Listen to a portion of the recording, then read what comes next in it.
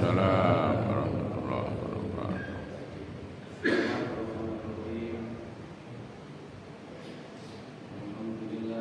Bil alamin wa bihi nasta'in ala umuri dunya wa din wa ala alihi wa ashabihi wa sallam ajma'in.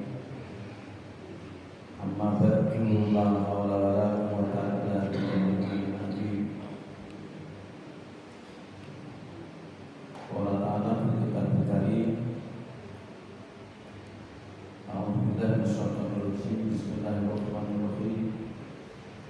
Wal 'asri innal insana lafi khusr illa alladziina aamanu wa 'amilus sholihati wa tawassaw bil haqqi wa tawassaw bis sabr.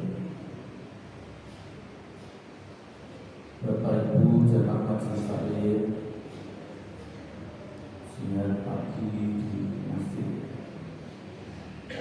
yang dimuliakan Allah, yaitu Masjid As-Sakinah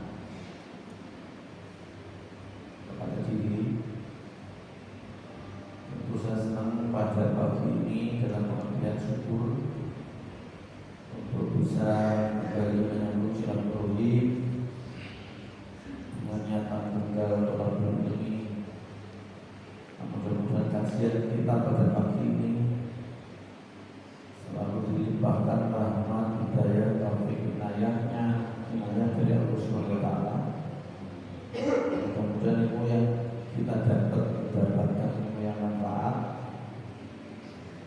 yang akan kita menjadi hamba kekasihnya, menjadi satu khotimah di akhir hayat kita. Dan mudah-mudahan nanti bersama-sama dimasukkan surganya ya rabbal alamin. Allahumma sholli ala sayyidina Muhammad wa ala ali sayyidina Muhammad. Fadilahnya kita aturkan pada junjungan kita yang besar Muhammad sallallahu alaihi wasallam beserta keluarganya, para sahabatnya, para tabi'in, tabi'in. Nah, mudah-mudahan kita diberikan kekuatan lahir batin untuk menegakkan sunnahnya, kemudian meladani akhlaknya dan mendapatkan ajarnya. Ujung akhirnya kita jadi sebagai umatnya dan nanti mendapatkan syafaatnya. Bapak Ibu yang dirahmati Allah, kajian kita pada pagi ini seputar ngajak kepada diri saya sendiri juga kepada Bapak Ibu untuk meningkatkan makom spiritualitas kita dengan meneladani makom spiritualitasnya Nabi Ibrahim alaihissalam beserta keluarganya. Bapak Ibu yang dirahmati Allah, baik yang lalu saya masih ingat tentang hal yang kaitannya dengan berdiskusi Lampunya nyala. tidak begitu detail tanyakan kepada jamaah di antara jamaah yang ada di samping kanan saya yang utama, yaitu berkaitan dengan firman Allah dalam hadis qudsi yang bunyinya Bismillahirrahmanirrahim. Kuntu kanzan mahfiyan fa'ahbabtu khalqan fa'ahbabtu an utoba fa'khalaqtu khalqan fabi arhuni. Kata Allah, firman Allah dalam hadis qudsi itu, aku, artinya aku Allah adalah perbendaharaan yang tersimpan, yang tersembunyi. Fa'ahbabtu khalqan,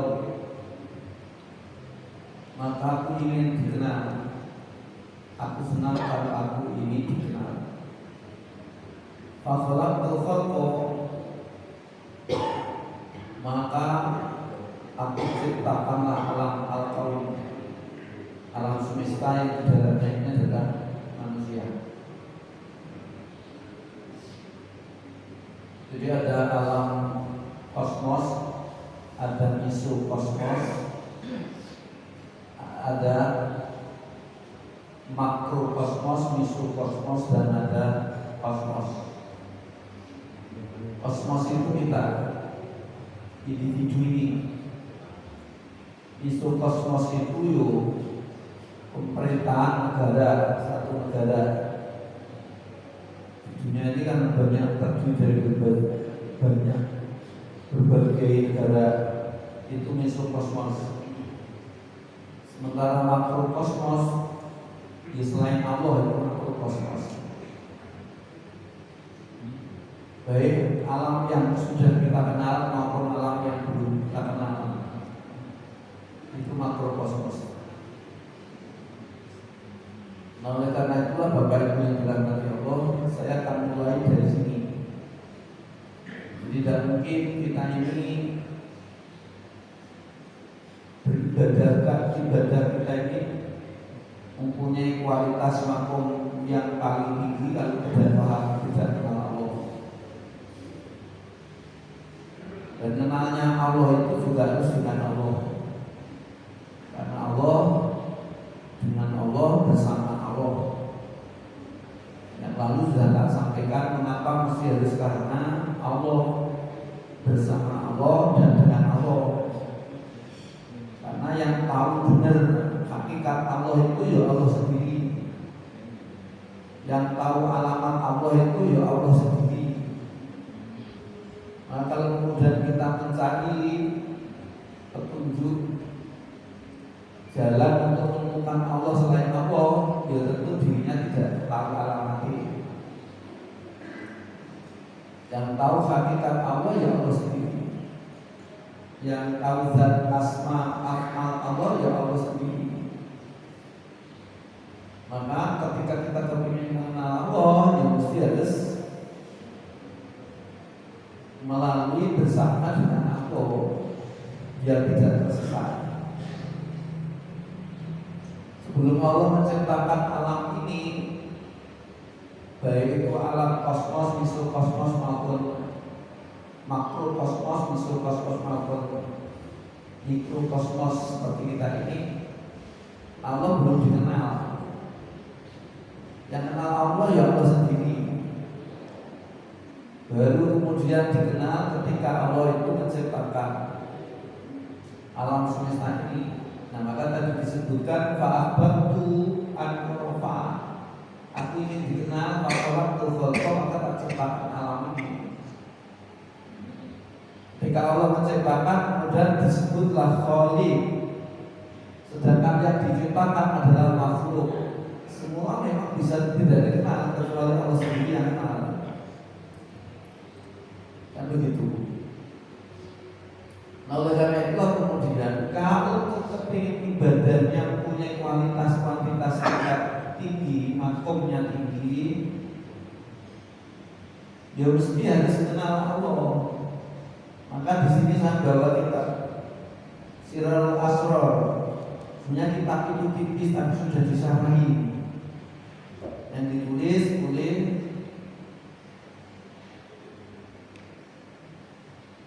Syekh Qadir Jilani. Kalau Bapak dan Saudara kepingin untuk meningkatkan kualitas ibadah kita, tidak terhenti di syariat, tapi menukik sampai kemudian toriko, bahkan sampai menimpat hakikat, ya kitab ini jangan sampai dilibatkan, karena kitab ini tidak disahkan antara syariat dan toriko. Bahkan dan kan nanti sampai kepada hakikat dan manfaat. Nah, inilah namanya kitab Sirrul Asrar. Kitab Sirrul Asrar yang oleh Syekh Qadir Jilani ini bukan satu-satunya. Yang dikenal dengan Sultanul Aulia. Jadi ada Fathurobani, banyak bukan hanya ini saja. Tapi kali ini yang tak bawa ini Sirul Asror. Jadi biar tidak menyimpang, Bapak Ibu yang dirahmati Allah, karena sering di Indonesia di samping banyak yang menerima tentu juga masih ada sini ketika mendengarkan Syekhul Jalani. Sampaikan kepada Bapak dan Saudara, open saja dalam mencari ilmu. Maka tak sampaikan harus netral. Kalau kita ingin mendapatkan ilmu, netral, jangan memberikan nilai dulu, jangan berikan penilaian dulu, jangan menjustifikasi, apalagi menghakimi. Apalagi kalau itu kemudian diarahkan, ditujukan, dialamatkan kepada ulama yang sebenarnya memang benar-benar ulama itu aulia, pilihan Allah. Nah, oleh karena itulah ketika mendengar apa yang kita sampaikan, dihimpun saja. Nanti Bapak Ibu bisa mencari, menemukan di kitab-kitab, mulai dari bagaimana Al-Quran, bagaimana Al-Hadis, bagaimana kitab-kitab yang ditulis oleh para ulama. Saya kira sekarang ini tidak sulit lagi untuk mendapatkan banyak informasi tentang satu materi, bisa memanfaatkan AI, intelijensi apa? Artificial. Tetapi ya memang harus mempunyai literatur, literasi kitab aslinya. Kalau tidak, bisa jadi juga tersesat. Kalau belum sepenuhnya benar apa yang disampaikan oleh Google maupun AI itu.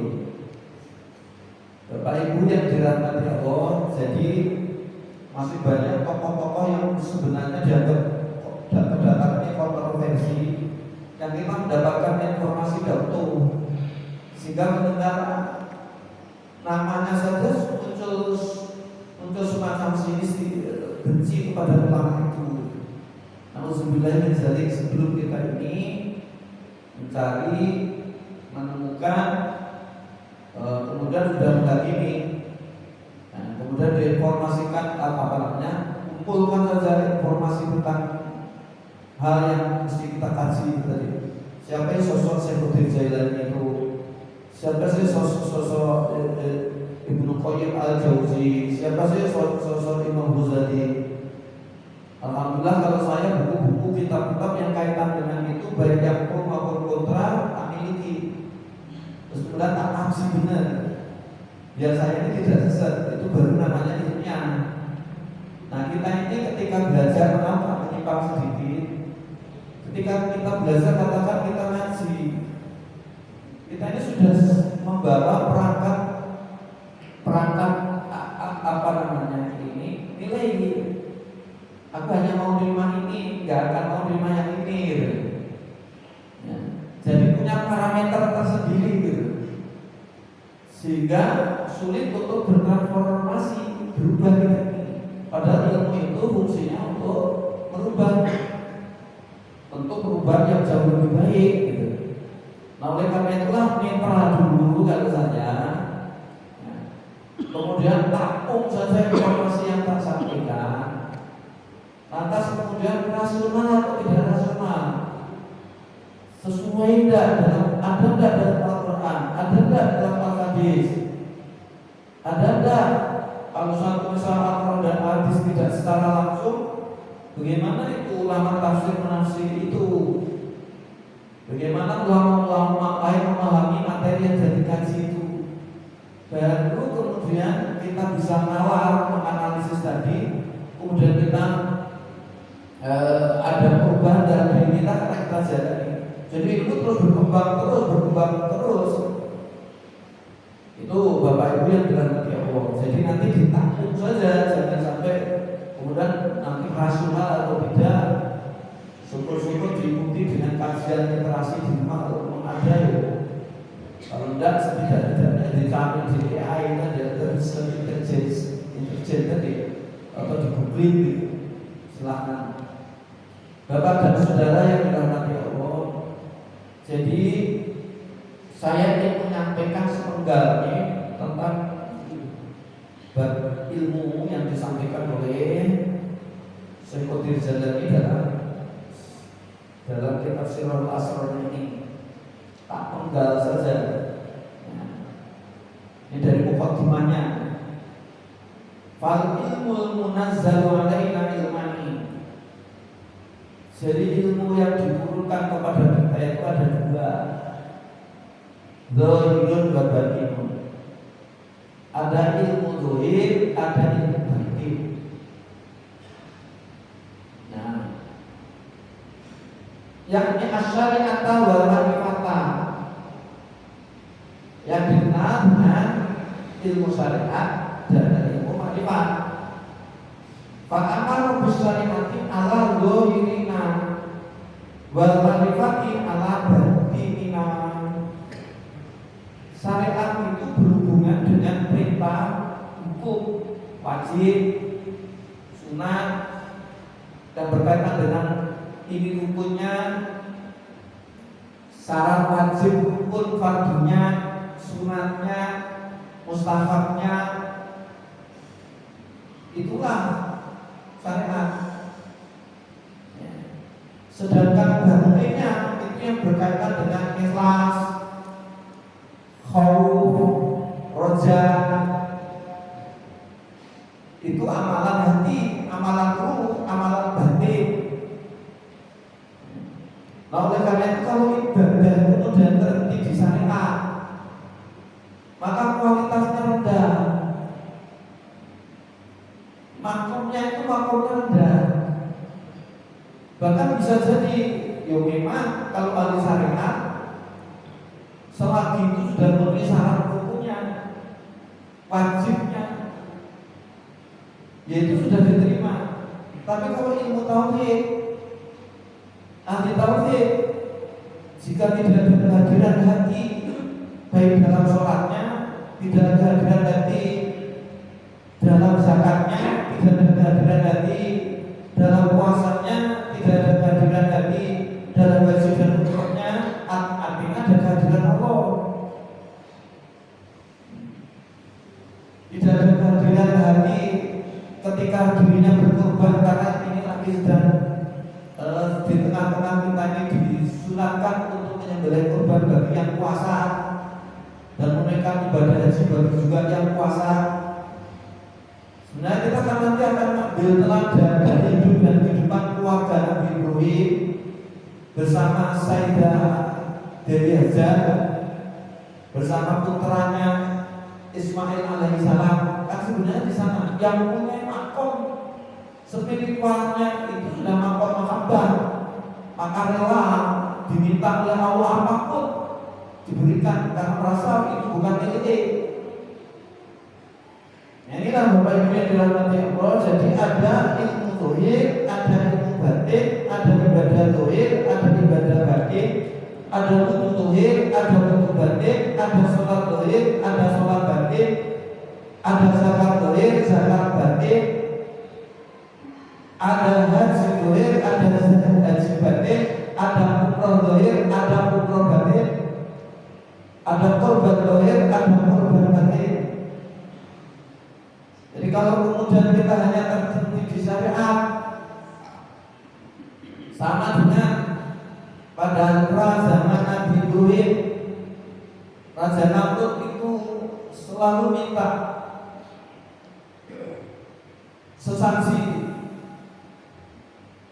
sesajinya ini minta untuk diambilkan perempuan yang tercantik di satu negeri itu, kemudian dipersembahkan kepada Namrud untuk sesaji.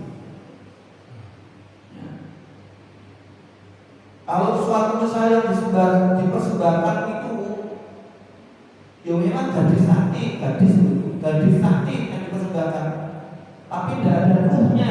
Kira-kira diterima atau ditolak oleh Namrud, kira-kira diterima atau ditolak. Jadi pada orangnya Nabi Ibrahim kalau nanti ditelisih, mengapa Nabi Ibrahim kemudian diminta untuk menyembelih anaknya.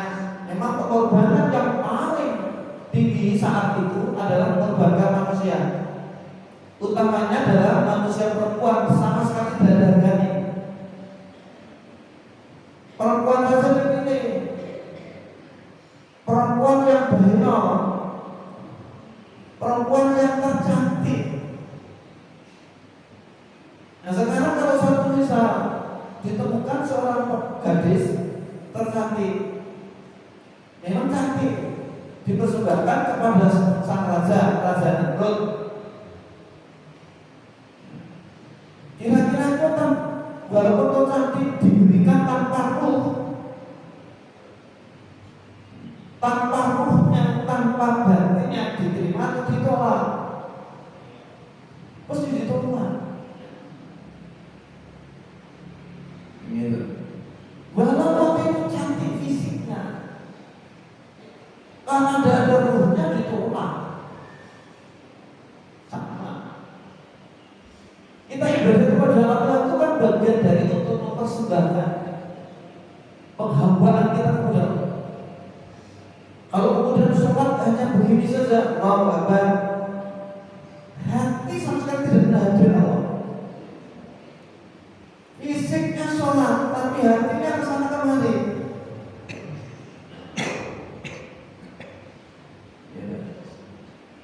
Hatinya apa namanya? Fisiknya ini sholat, tapi hatinya di sana masih terisi sombong, takabur, coka, ujub, ria, dan seterusnya. Diterima tidak? Sama dengan ketika Namrud minta sesaji persembahan, sesaji seorang gadis cantik. Kalau hanya fisiknya ditolak. Itu logikanya. Kalau kita suatu misal terima, kemudian kita sholat dan seterusnya tadi itu tidak ada apa, tidak ikhlas di sana, tidak ada khauf di sana, tidak ada rojak di sana. Khauf itu rasa takut, rojak itu penuh harap. Dan kemudian dilakukan bukan karena cinta, tapi malah justru serentetan dan tangis, permintaan. Rezekinya berlapang, bin sehat, bin dapat posisi jabatan ditingkatkan naik.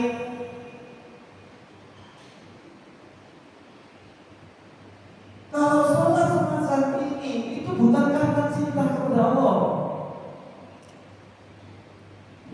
masih karena kepentingan kita.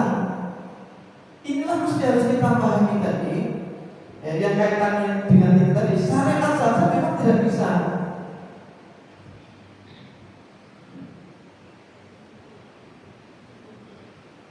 Liuk tidak minit setimahihima ilmu hakikati kama kola marojal bahraini yang takian bainahuma barzakhun la yabghiyan. Ini ayat yang dikutip oleh Syekh Jalalain. Maka harus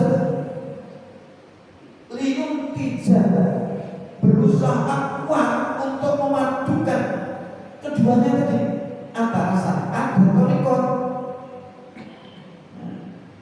Buat dari untuk menggabungkan dari syariat dan thariqah, maka akan melahirkan hakikat seperti yang disampaikan oleh Allah dalam surat Al-Quran, surat Ar-Rahman ayat 20. Marajal bahraini yaltaqiyan bainahuma barzakhun la yabghiyan.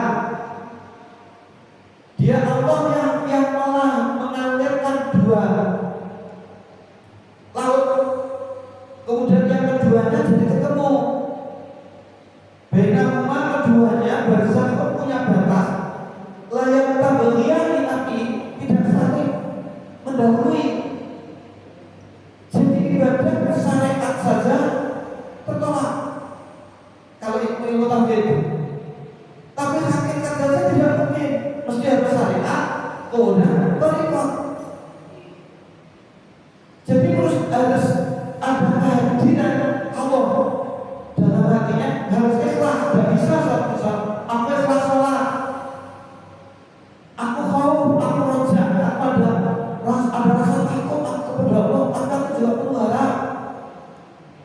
tapi tidak pernah sholat secara syariat. Bagaimana diterima udah sholat? Mengatakan aku Islam bohong, aku takut kepada Allah, nggak sholat bohong. Ini yang dimaksud antara syariat dan thariqat. Itu mesti harus satu. Kalau ada kemudian yang mengatakan ada seorang wali Allah kemudian tidak sholat, itu bohong. Ini Sultanul Aulia. Jadi antara syariat thariqat harus tahu. Ini yang tadi kita sampaikan untuk meningkatkan kualitas makom kita. Makom itu begini loh. Makom itu peringkat prestasi spiritual, yang dipanahkan oleh hamba untuk mendekatkan diri kepada Allah. Jadi kalau suatu masjid ini didesain ikan, makom itu seperti tangga dan punya anak tangga. Nah, untuk naik ke tangga teratas mesti harus dari bawah. Kalau kita kepingin tidak babak belur, sudah tingkat 7 maunya kemudian melompat begitu saja atau turun tidak, kemudian dan tidak dari ngikut lewat tangga itu ya babak belur sama dengan bunuh diri. Itulah namanya makom. Jadi makom itu peringkat prestasi spiritual yang dicapai oleh seorang hamba karena kesungguhan dalam ibadah, karena istiqomahnya dalam ibadah hingga mencapai tingkat puncak.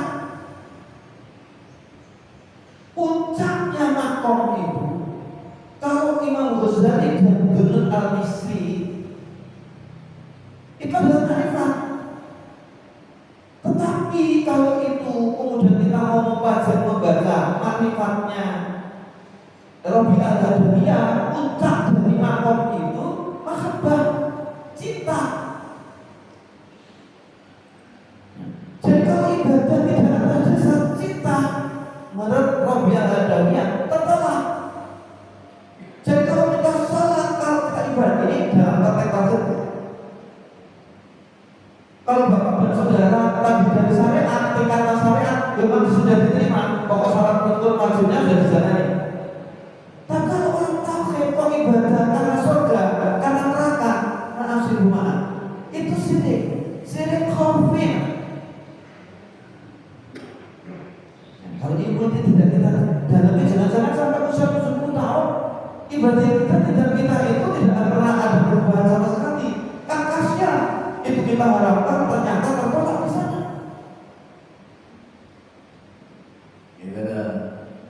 Nah, maka tadi saya juga belajar.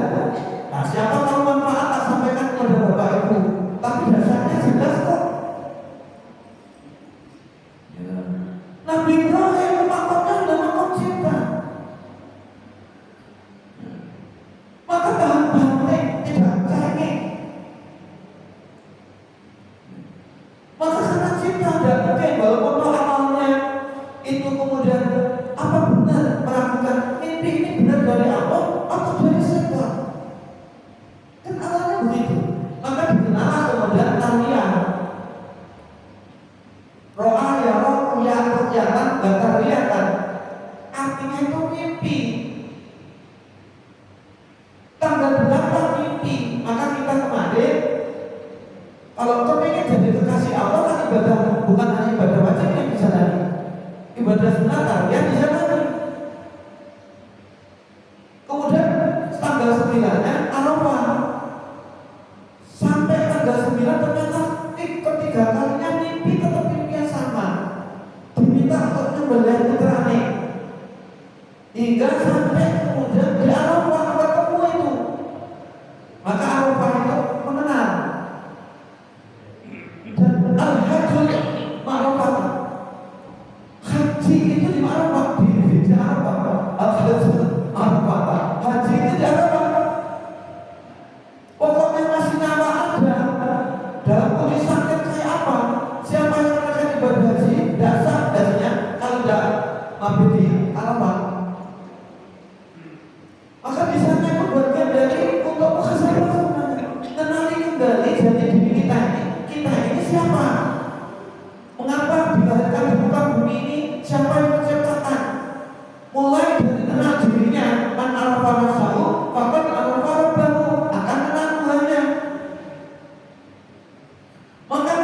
di sini disampaikan nanti. Ya. Bagaimana kita itu akan bisa beribadah sementara kemudian kita ini tidak pernah kenal Allah? Yang kita ibadah itu siapa? Lagi.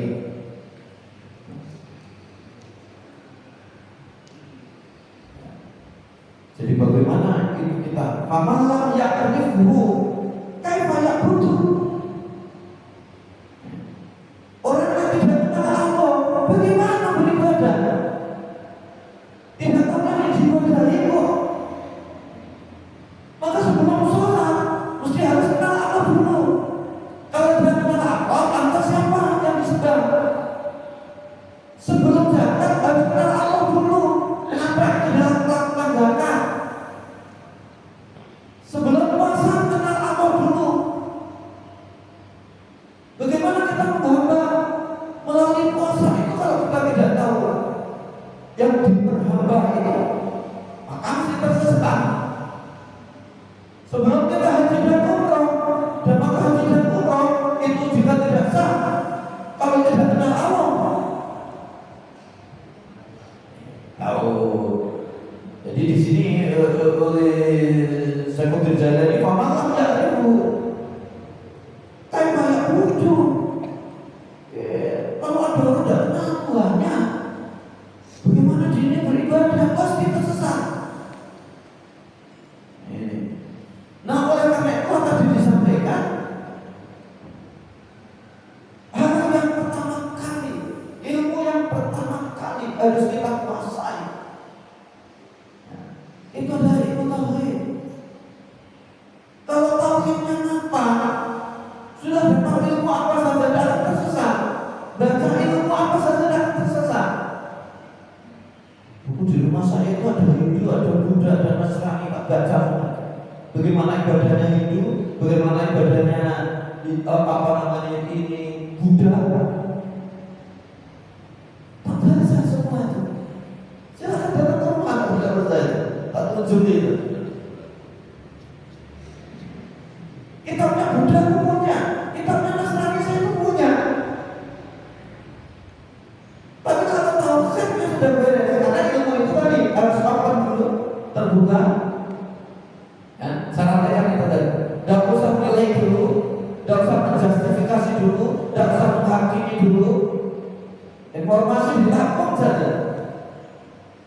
Kemudian dianalisis dengan mendapatkan mohon petunjuk kepada Allah tentang bagaimana Al-Quran, bagaimana Al-Hadis, bagaimana ulama-ulama itu memahami Al-Quran dan Al-Hadis untuk menyoroti ilmu yang didapat tadi.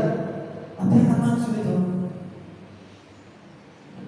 Kalau kemudian sekali lagi, kalau kita membaca, kalau kita mengaji, kemudian sudah punya perangkat tadi, tiba-tiba sudah nolak, tidak akan kita ada perubahan transformasi dari dalam. Jadi bapak dan saudara yang dilakukan, itulah makom, puncak dari makom. Di antara ulama yang arif, Imam Ghazali puncaknya itu makrifat. Dunan Al-Misri mengatakan juga sama dengan Imam Ghazali, puncaknya itu makrifat, mengenal Allah, tahu hakikat nanti. Tapi kalau orang ada dia, puncaknya itu mahabbah, cinta. Bahkan dia sampaikan Allah menutup hati makhluknya itu dengan tabir yang amat sangat halus. Itu kata Rabi'ah Al-Adawiyah. Rabi'ah Al-Adawiyah itu sufi perempuan. Mazhabnya adalah mazhab cinta. Setiap apa yang dilakukan hanya satu, ini tak lakukan karena cinta kepada kekasih itu. Bahkan pada suatu saat di satu hari, tangan kanan membawa api obor, tangan kirinya ini membawa air. Datang ke pasar, aneh kan? Wahai Rabi'ah Al-Adawiyah, ngapain kalian membawa api dan membawa air di sisi kanan kirimu? Aku akan membakar surga dan aku akan mengguyur air neraka. Mengapa? itu sebenarnya sampai Fatma Jazi. Karena banyak kalian itu ibadah. Karena surga dan neraka. Kalau Allah memang tidak menciptakan surga dan neraka, lantas ya ibadah. Kalau ibadah karena surga dan neraka itu menurut ahli tauhid, tadi maka syirik kufri. Bukan karena Allah untuk Allah dan kepunyaan Allah, tapi karena dirinya masih menyembah nafsunya, masih menyembah egonya. Orang ini belum transformasi. Tidak marah, memang harus semangat kayak begini itu pagi-pagi. Ilmu ini harus di dalam ini. Nah kemudian disampaikan terusnya itu oleh si Rabi Al-Adawiyah bahwa Allah menutup hati makhluknya itu dengan hijab yang amat sangat halus. Ulama tidak bisa merobos, cendekiawan tidak bisa merobos hijab yang halus itu justru karena ilmunya. Aneh kan? Itu kata Rabi Al-Adawiyah. Ulama ilmuwan tidak bisa merobos hijab itu yang halus itu karena justru kedalaman ilmunya. Terima kasih.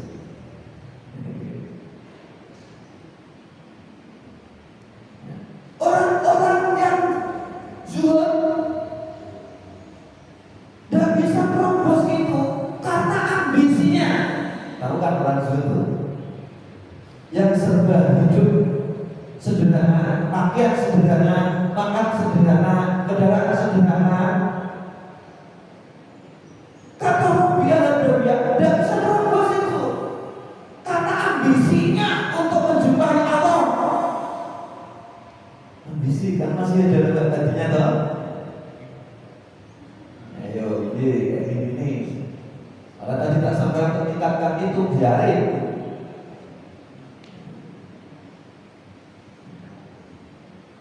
Kukana ahli hikmah kata Rabi Al-Adawiyah juga tidak bisa merobos itu justru karena kehalusan hikmahnya.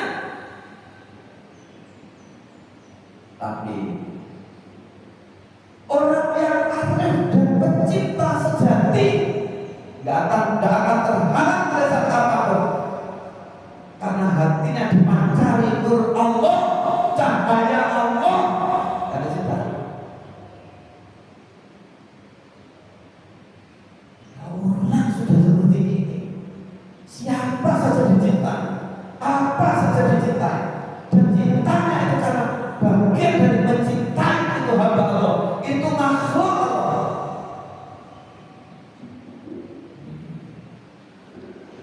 Ayo sholat karena cinta Allah, tahajud karena cinta Allah, bukannya karena cinta Allah. Apa karena anak lain itu sudah mau sholat pada datang, kepingin anakku nanti jadi ini, jadi itu supaya aja. Kalau syariat itu tidak apa-apa, karena mengapa itu apa namanya mengatakan berfirman malah kita kalau tidak berdua dikatakan sombong kok. Tapi kalau mau meningkatkan tadi jangan karena itu, ya karena cinta. Ya, tak ulang kembali. Allah menutup hati makhluknya dengan hijab yang amat sangat halus.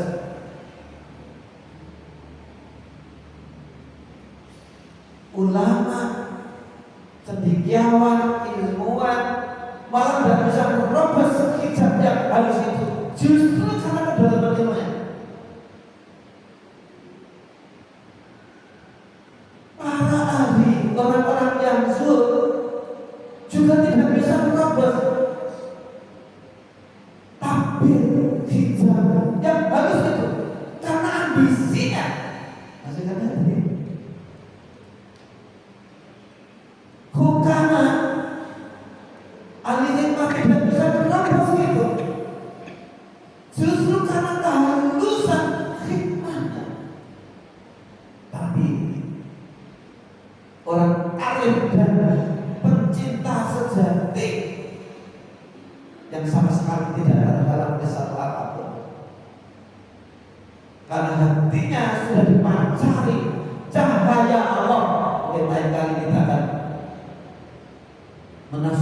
mengkaji tentang surat Nur ayat 30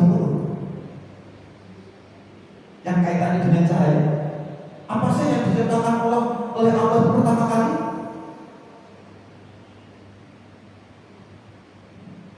Gak mungkin kita akan kemudian tadi sampai ke sana kalau tidak benar itu.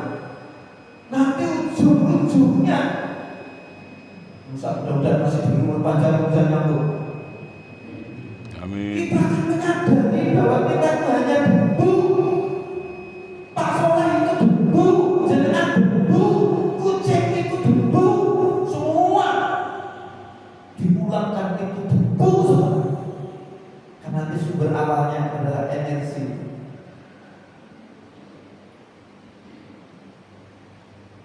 Lalu sudah tidak akan ada kesombongan, tidak ada.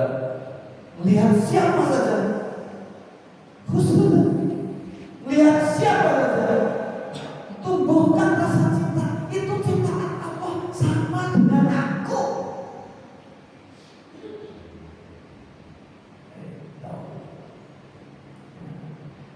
Jadi Bapak Ibu yang dirahmati Allah, untuk sampai ke sana, puncak ke sana, tidak mungkin. Kalau itu asal-asalan, sholatnya asal-asalan, zakatnya asal-asalan, puasanya asal-asalan, korbannya asal-asalan, haji umrahnya asal-asalan, itu mesti harus diilmoni. Itu harus serius. Itu sholatnya harus serius, zakatnya harus serius, puasanya harus serius, korbannya harus serius, haji umrahnya harus serius. Untuk mencapai tingkat besar, usaha yang sungguh-sungguh itu namanya mujahadah. Dan muslimah dalam konteks literasi Islam kan ada maqam, ada hal, ada mujahadah. Di dalam mujahadah yang dulu sudah tak sampaikan ada apa? Riyadhah. Mujahadah itu kata-katanya seakan dengan yang disampaikan tadi jihad, tapi tentu akronim. Kalau jihad itu berusaha sungguh-sungguh, penekanannya pada fisik. Kalau ijtihad itu sakral katanya, rasa ini dengan kata-kata mustahil, dengan kata-kata mujahadah ini. Kalau itu ijtihad, penekanan yang paling menonjol menggunakan analisis otak main. Tapi kalau mujahadah yang menonjol itu adalah rohani. Maka wudhu yang syariat untuk bersihkannya ini tadi, yang fisik tadi dengan air. Tapi yang rohani dengan tobat. Maka jangan sampai tidak sholat tobat. Setidak-tidaknya sehari semalam sekali lah. Syukur-syukur bisa 2 kali, pagi, nanti sore, malam. Karena ada dosa-dosa yang kita sengaja atau tidak kita sengaja. Maka mujahadah harus sungguh-sungguh untuk menapak perjalanan tadi. Maka pada puncaknya kalau Imam Ghazali makrifat dulu analisi makrifat, kalau itu robaat adawiyah adalah akhir. Tapi ada pendapat lain puncaknya itu takwa. Dan ulama lain puncaknya itu fana. Ada yang lain katakan puncaknya itu bangkok. Ada yang mengatakan puncaknya itu itikad. Apapun sebutannya, puncak dari segalanya tadi adalah akan mengenali Allah dalam hakikat sesungguhnya dan mengenali dirinya, sehingga posisinya tahu aku ini siapa dan Allah itu siapa, sehingga ujungnya nanti ketika aku